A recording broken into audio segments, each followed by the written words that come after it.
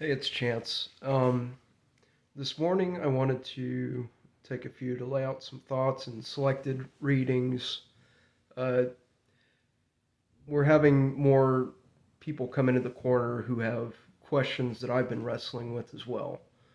T-Grog does a nice job of bringing up some of these points. And so, what I hear him asking, uh, there's three things that come to mind here. The first would be the question of intellectual integrity. And I think that's an important one for a lot of us here in the corner. Next would be why the plurality? Why all the denominations? Shouldn't religion be univocal? Shouldn't there be a winner? And lastly, the issue of fanaticism and atrocities. And so this falls right in line with things that I've been reading from William James. So first, I'll get to the issue of intellectual integrity here. And this is from Lecture 20 of Varieties of Religious Experience and its conclusions. Summing up in the broadest possible way the characteristics of the religious life as we have found them, it includes the following beliefs.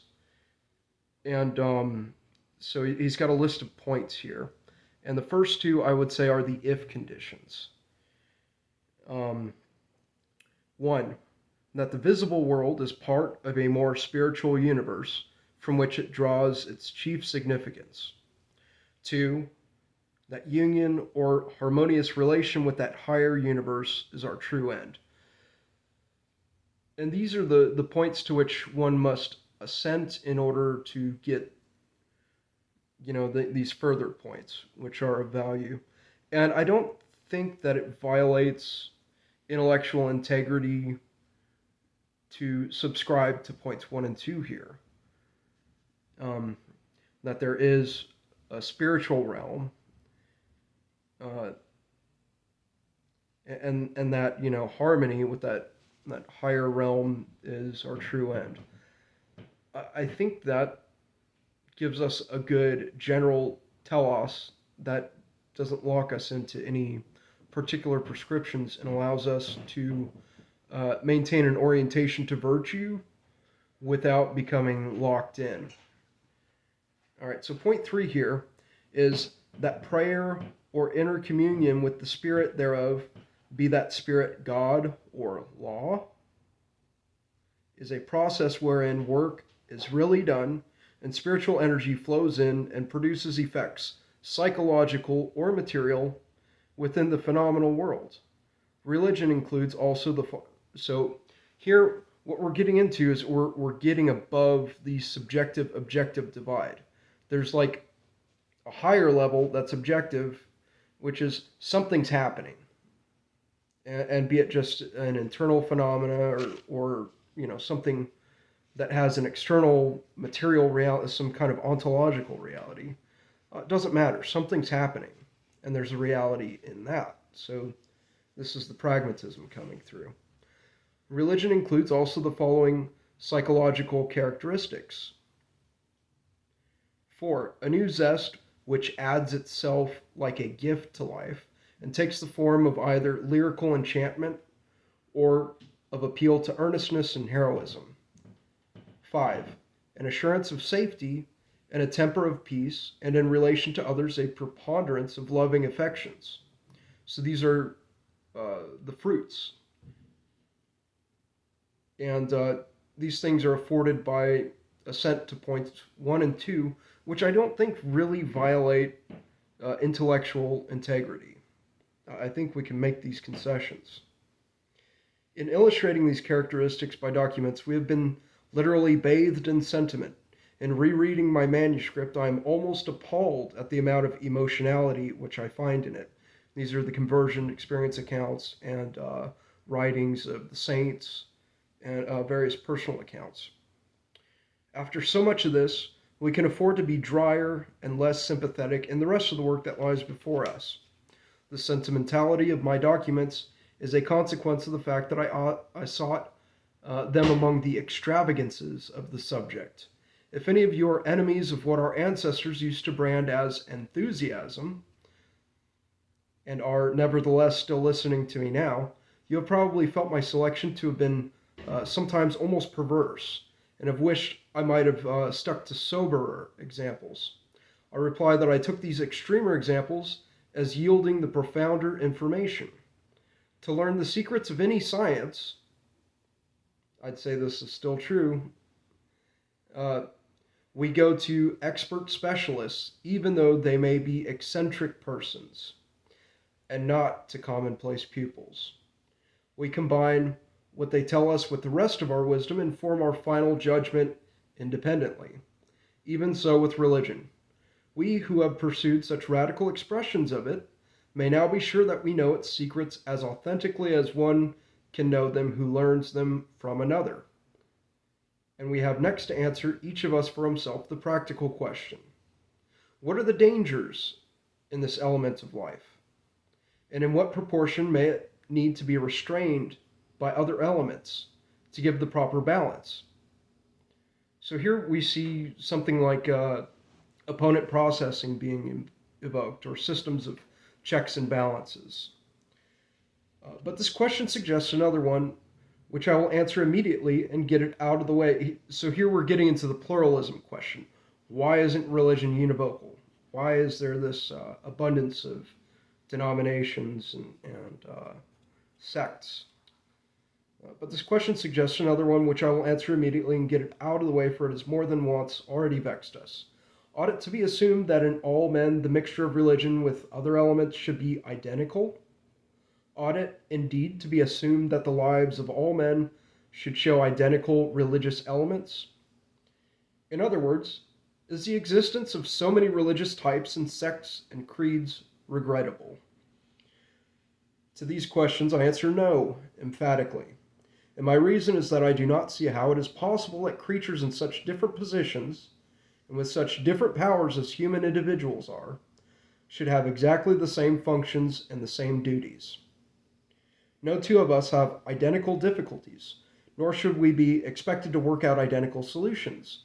Each from his own particular angle of observation takes in a certain sphere of fact and trouble, which each must deal with in a unique manner.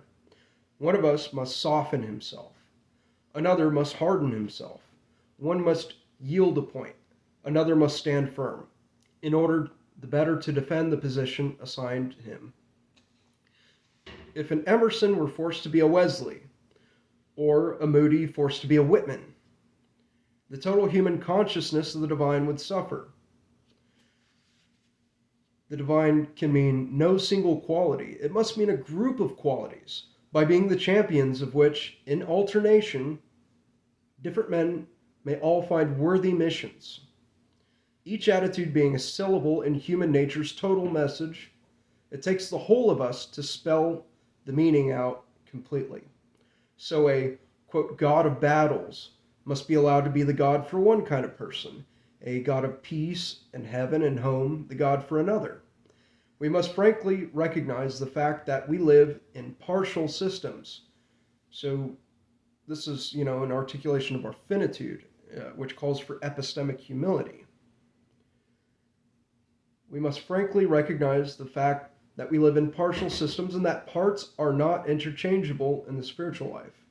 If we are peevish and jealous, destruction of the self must be an element of our religion.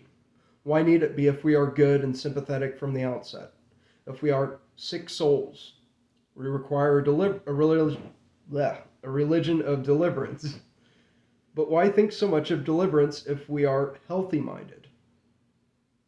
Unquestionably, some men have the completer experience and the higher vocation here, just as in the social world, but for each man to stay in his own experience, whatever it be, and for others to tolerate him there is surely best.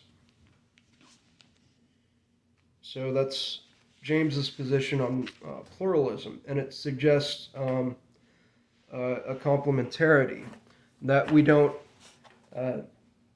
have to compete in some bracketed championship to figure out who's the best, who's right, and find that univocal articulation of things. It doesn't have to be a Hobbesian war of all against all.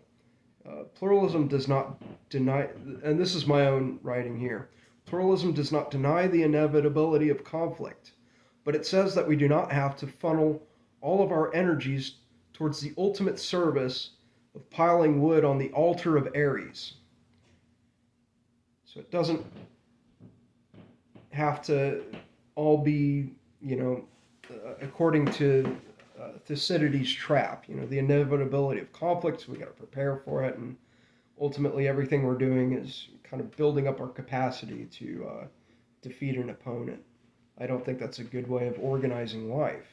If that's the ultimate aim, it has to be a component somewhat. But if everything is kind of in service of that, that's poisonous. It does so by revealing to us if we have humility, our finitude and our insufficiency, and consequently our inherent potential to complement, if not supplement, one another in our fidelity to a way of being that is animated by love of truth. I'm using truth in the sense of aletheia here. So now, the final issue that I was hoping to address in this video would be the issue of fanaticism and atrocities. So here I'll turn back to, I forget which lecture this is. That's the one entitled The Value of Saintliness, which I think was multiple lectures. So what James does here is he applies the golden mean as a method of analyzing saintly virtues. And saying, if there's virtues, then according to the golden mean, then excesses and deficiencies are therefore vices. So it gives a treatment of various characteristics here. We'll just focus on devoutness. First of all, let us take devoutness. When unbalanced, one of its vices is called fanaticism. Fanaticism, when not a mere expression of ecclesiastical ambition, is only loyalty carried to a convulsive extreme. When an intensely loyal and narrow mind is once grasped by that feeling that a certain superhuman person is worthy of its exclusive devotion, one of the first things that happens is that it idealizes the devotion itself. To adequately realize the merits of the idol gets to be considered the one great merit of the worshipper, and the sacrifices and servilities by which savage tribesmen have from time immemorial exhibited their faithfulness to chieftains are now outbid in favor of the deity. Vocabularies are exhausted and languages altered. So backing up to that previous point. So here we have an anthropomorphic vision of deity. It's the chieftain exalted to a higher level. And so the pattern of the chieftain is imposed on the concept of deity, which is problematic. Vocabularies are exhausted and languages altered in the attempt to praise him enough. Death is looked on as gain if it attracts his graceful notice. And the personal attitude of being his devotee becomes what one might almost call a new and exalted kind of professional specialty within the tribe. The legends that gather round the lives of holy persons are fruits of this impulse to celebrate and glorify. The Buddha and Mohammed and their companions and many Christian saints are encrusted with a heavy jewelry of anecdotes which are meant to be honorific, but are simply abgeschmackt and silly, and form a touching expression of man's misguided propensity to praise. Here, if I could speak to James, I'd ask him to tone down the fiery rhetoric here. I don't share in his excess that he indulges here. An immediate consequence of this condition of mind is jealousy for the deity's honor. How can the devotee show his loyalty better than by sensitiveness in this regard? The slightest affront or neglect must be resented. The deity's enemies must be put to shame. In exceedingly narrow minds and active wills, such a care may become an engrossing preoccupation, and crusades have been preached and massacres instigated for no other reason than to remove a fancied slight upon the god. Theologies representing the gods as mindful of their glory, and churches with imperialistic policies have conspired to fan this temper to a glow, so that intolerance and persecution have come to be vices associated by some of us inseparably with the saintly mind. They are unquestionably its besetting sins. The saintly temper is a moral temper, and a moral temper has often to be cruel. It is a partisan temper, and that is cruel. Between his own and Jehovah's enemies, a David knows no difference, a Catherine of Siena, panting to stop the warfare among Christians, which was the scandal of her epoch, can think of no better method of union among them than a crusade to massacre the Turks. Luther finds no word of protest or regret over the atrocious tortures with which the Anabaptist leaders were put to death.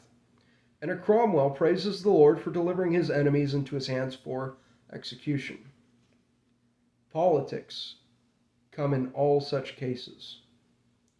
But piety finds the partnership not quite unnatural.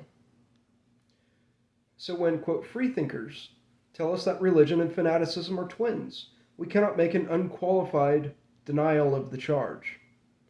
Fanaticism must then be inscribed on the wrong side of religion's account, so long as the religious person's intellect is on the stage which the despotic kind of God satisfies.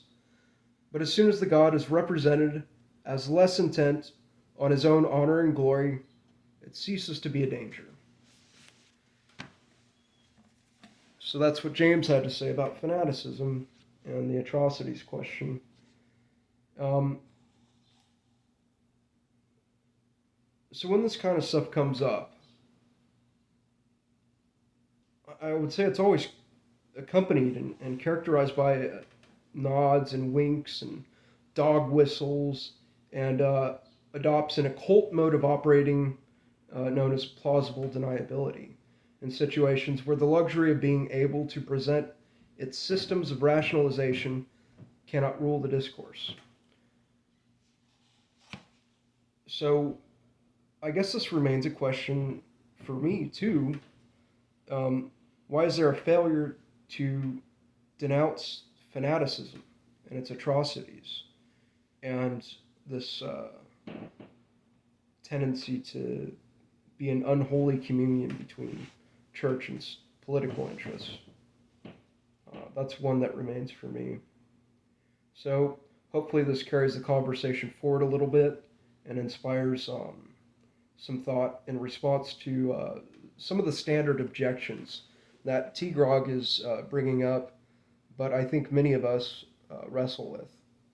Thank you.